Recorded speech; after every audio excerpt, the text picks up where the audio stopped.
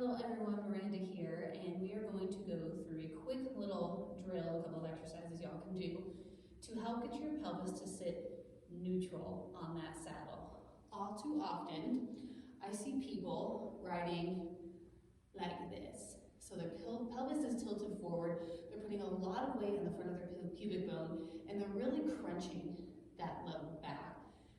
Where I see this happen a lot in climbing, again, it's going to get that big low back crunch. It's going to cause you to slightly pull over the handlebars, and then as you're going downhill, you're not balanced correctly on your bike, which when that happens with that tilted forward pelvis, it's going to push your toes down, it's going to put a lot of your weight forward, so next thing you know, you're undoing over the front of the handlebars. So a super simple drill you can do is we can take yoga blocks. If you don't have yoga blocks, you can use a stair, a smaller chair, a stool, something to prop you up, but I do highly suggest getting some yoga blocks. Pop on Amazon and get a cheap pair that work out just great. I'm going to show you with two, and I'm going to show you with one.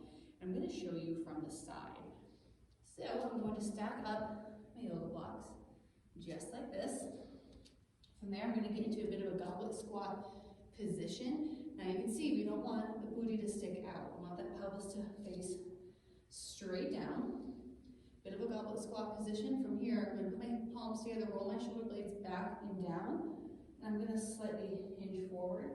I'm going to pause, and I'm going to come back out of it. I'm using my glutes, my core, and then a little bit of my trunk here to hinge forward, pause, and then pull myself back up. From here, you can work with that hinge. Place the elbows in between the knees, and I'm pressing my knees into elbows, my elbows into my knees, and I'm gonna hold this here with that nice straight pelvis down. Now, if you're not sure, again, you can use a mirror, you can record it on your own, or you'll also be able to feel it. Now, if you're getting a straight pelvis there, take one of the blocks away, and you can do the same thing. I have to widen my stance slightly. I'm gonna start that nice straight back pelvis facing straight down, shoulder blades backing down, and I'm going to hinge slightly and then back up. It's not a huge movement, but you're going to feel a lot of that in the inner part of that hip, kind of where those hip flexors are. I can do the same thing here. I can hinge forward, lock the elbows and knees together, and I can add that little bit of an isometric contraction there. From the front, same thing. You can see where my feet are. I'm sitting up super tall. I've got a nice parallel shin. My knees aren't rolling inward.